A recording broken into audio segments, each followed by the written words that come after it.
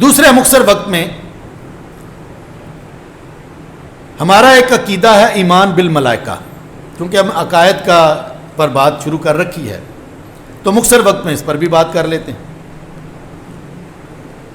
یعنی حدیث جبرائیل میں بھی بڑی معروف حدیث ہے کہ جب حضرت جبرائیل حضور صلی اللہ علیہ وسلم کے پاس آئے سفید کپڑوں میں ایک انسانی شکل میں، تو سوال کیا، پہلا سوال یہی تھا کہ ایمان کیا ہے؟ تو آپ صلی اللہ علیہ وسلم نے فرمایا کہ ایمان یہ ہے کہ تو اللہ پر ایمان لائے، آخرت پر ایمان لائے، فرشتوں پر ایمان لائے، کتابوں پر ایمان لائے، رسولوں پر ایمان لائے۔ یہ بڑی معروف حدیث ہے۔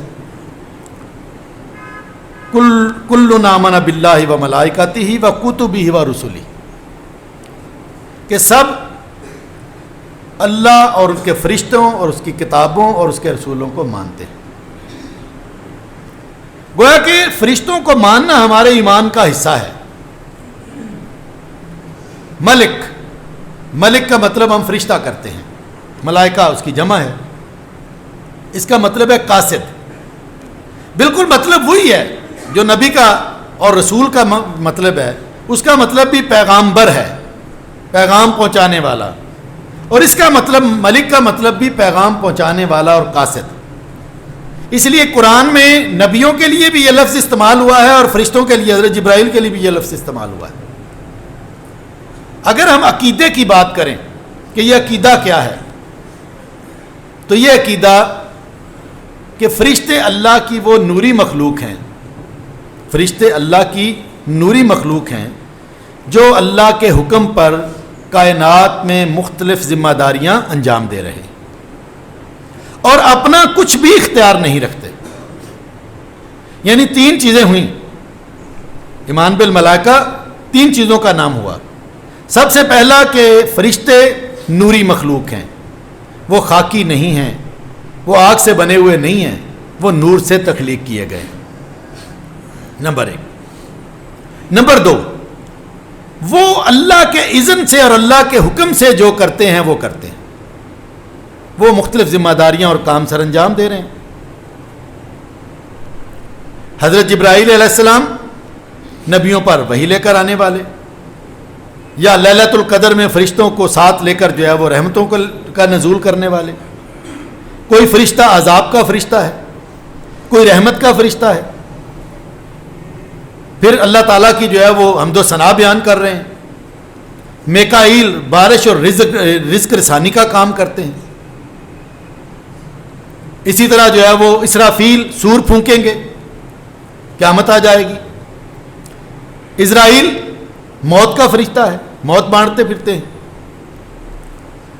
رضوان جنت کا داروغہ، جنت کا فرشتہ ہے، کوئی جہنم میں ڈیوٹی دے رہا ہے، کوئی کہیں پر، ان کی مختلف ذمہ داریاں۔ تو یہ دوسرا نقطہ ہے اس توحید، اس جو ہے وہ ایمان بالملائکہ کا، کہ وہ مختلف کام اللہ کے حکم سے سر انجام دے رہے ہیں، نظر نہیں آتے لیکن کام ہو رہے ہیں۔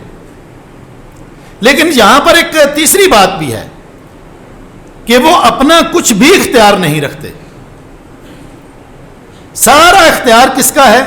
اللہ کا۔ انسان اختیار رکھتا ہے، جن بھی اختیار رکھتے ہیں، لیکن فرشتے اختیار نہیں رکھتے۔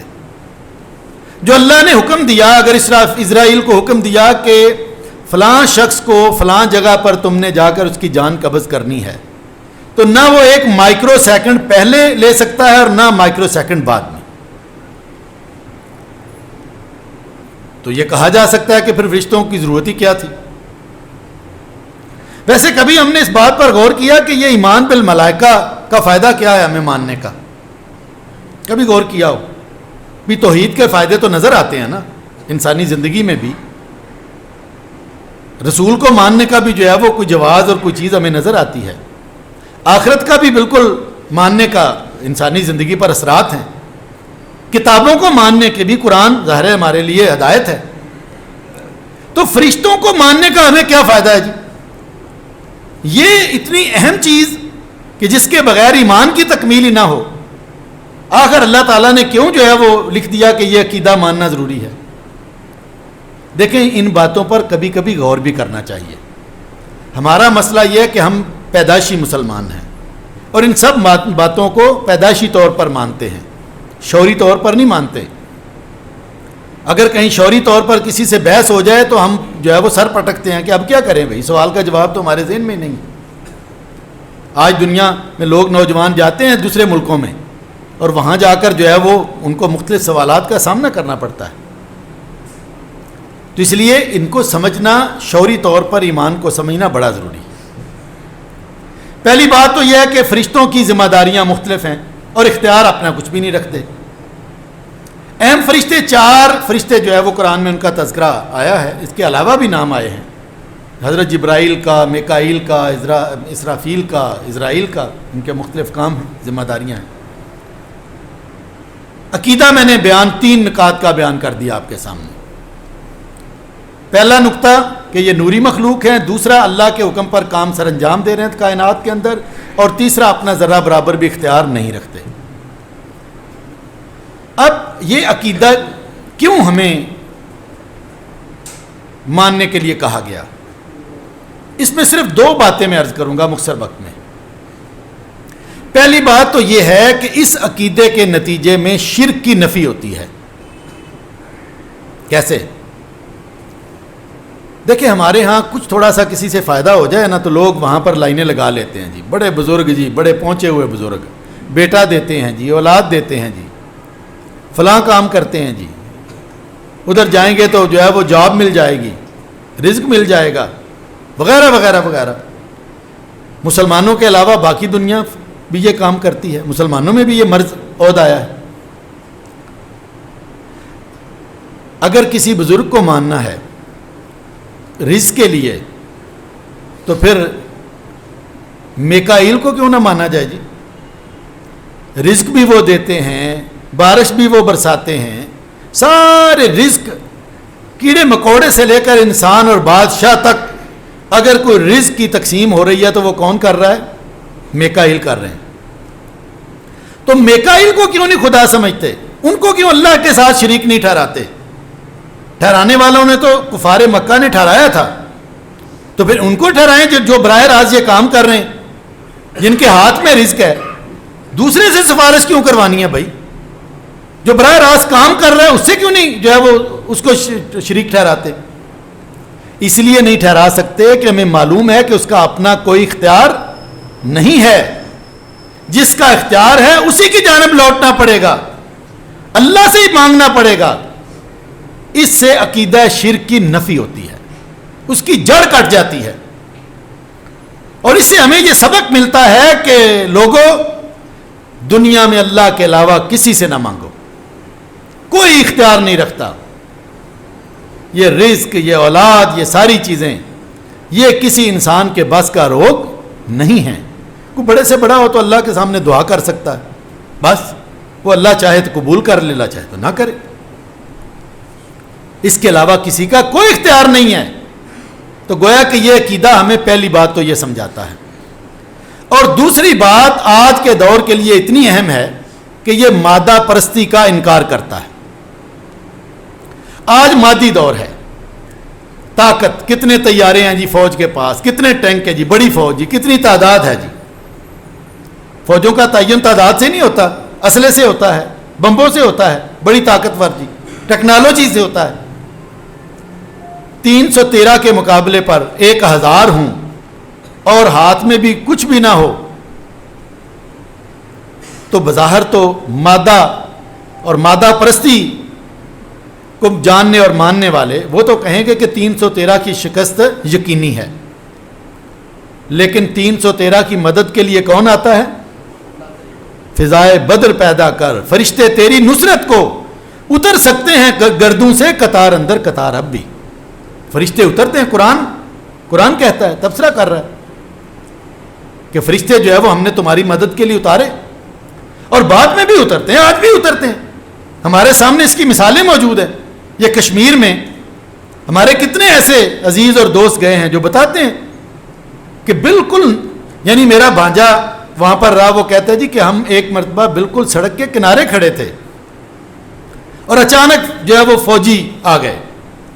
اپنی جو ہے وہ جیپوں پر، کہتے ہیں کہ بالکل ہمیں ایسے دیکھ رہے ہیں، وہ ہم سامنے کھڑے ہیں، اور چپ کر کے گزر گئے. ایسے لگا جیسے وہ اندھے ہو گئے ہوں، ان کو کچھ نظر ہی نہ آیا ہو. اور ایک نہیں، ایسے سینکڑوں واقعات میرے علم میں ہیں. بس کہیں فرشتے پھر آنکھوں پر پردہ ڈال دیتے ہیں. مادہ پرستی کا انکار، فرشتوں پر ایمان لانا، یہ ہمیں بتاتا ہے کہ سب کچھ مادہ نہیں ہے. 2 اور 2 4 نہیں، کہیں 5 بھی ہو جاتا ہے، کہیں 3 بھی ہو جاتے ہیں. ہم یہاں پر بیٹھے ہیں، پتہ نہیں کس کے اوپر کیا جو ہے وہ اللہ تعالیٰ نازل فرما دے گا. کہیں رحمت لے کر فرشتے آتے ہیں، کہیں رزق لے کر آ جاتے ہیں، کہیں کچھ لے کر. کتنے واقعات ہماری زندگی میں ہوتے ہیں کہ بظاہر کوئی سبیل نہیں ہوتی، لیکن اچانک کوئی بندہ آتا ہے اور آ کر جو ہے وہ ہمارے گھر میں وہ سامان دے جاتا ہے جو ہمیں ضرورت تھی، یا ہماری وہ خواہش پوری کر جاتا. تو اس لیے فرشتوں کو ماننے کے نتیجے میں مادہ پرستی کا انکار واجب ہو جاتا ہے کہ سب کچھ مادہ ہی نہیں ہے. اور اس کا تازہ ترین جو ہمارے سامنے مثال ہے وہ افغانستان ہے. دنیا میں سپر پاور اکیلی، ٹیکنالوجی میں اس سے بڑھ کر کوئی نہیں، فوج میں اس سے بڑھ کر کوئی نہیں، پوری دنیا اس کے ساتھ. 40 سے زیادہ ممالک وہاں پر لڑنے کے لیے گئے. دنیا میں کوئی ایک ملک بھی پاکستان سمیت ایسا نہیں تھا جس نے وہاں پر جو ہے وہ امریکہ کا ساتھ نہ دیا ہو. لیکن فتح کس کو ہوئی؟ اللہ کے مجاہدوں کو، نہتوں کو. تو یہ پھر جگہ جگہ فرشتے نہیں اترتے تھے تو اور کیا ہوتا تھا؟ مادہ پرستی، مادہ، میٹیریل، اسلحہ ناکام ہو گیا اور اللہ پر یقین رکھنے والوں کو فتح ہوئی. تو یہ 2 بنیادی اس عقیدے کے مقاصد میں سمجھا ہوں. اور اگر ہم بھی سمجھیں تو زندگی میں جا بجا ہم جو چھوٹی چھوٹی چیزوں پر لوگوں کے پیچھے بھاگتے پھرتے ہیں، لوگوں کو جو ہے وہ اللہ کا شریک بناتے پھرتے ہیں، اور ان پر مادے پر ہم انحصار کرتے چلے جاتے ہیں کہ یہ دنیا ہی سب کچھ ہے، اس کی نفی ہوگی اور ہمارا یقین اللہ پر پختہ ہوگا. اللہ تعالیٰ عمل کی توفیق عطا فرمائے. باخر دعوانا الحمدللہ.